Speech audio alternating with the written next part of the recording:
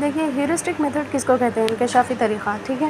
اس طریقے تدریس کا اہم مقصد کیا ہے؟ مسئلے کو حل کرنا، پرابلم سالونگ میتھڈ۔ آپ لوگ یہ پوائنٹ اچھے سے یاد رکھ لیجیے، اور اس ہیورسٹک میتھڈ کو ہم اردو میں انکشافی طریقہ بولیں گے۔ اس کو پیش کرنے والے ہنری ایڈورڈ آرمسٹرانگ تھے۔ ہنری ایڈورڈ آرمسٹرانگ، یہاں پوائنٹ ہائی لائٹ کر کے اور بولی ہوں میں، اور ہے نا یہاں پر دیکھیے یہ جو ہیورسٹک میتھڈ ہے وہ ہائی اسکول کے بچوں کے لیے اور سائنس اور میتھمیٹکس کی تدریس کے لیے بہت اہم ہوتا ہے انکشافی طریقہ، ٹھیک ہے۔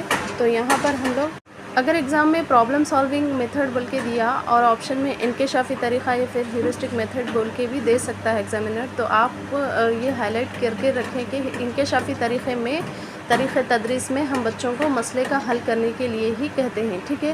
تو یہاں پر ہیورسٹک میتھڈ کے پرنسپلس ہیں۔ کوئی بھی مسئلے کو حل کرنے کے لیے اسٹیپ بائی اسٹیپ پہنچنا پڑتا ہے۔ تو اسٹیپ 1 میں کیا ہے؟ Try to understand the problem کو پہلے انڈرسٹینڈ کریں گے، ٹھیک ہے۔ سیکنڈ اسٹیپ میں میک اے پلان، اس کو پلان بنائیں گے۔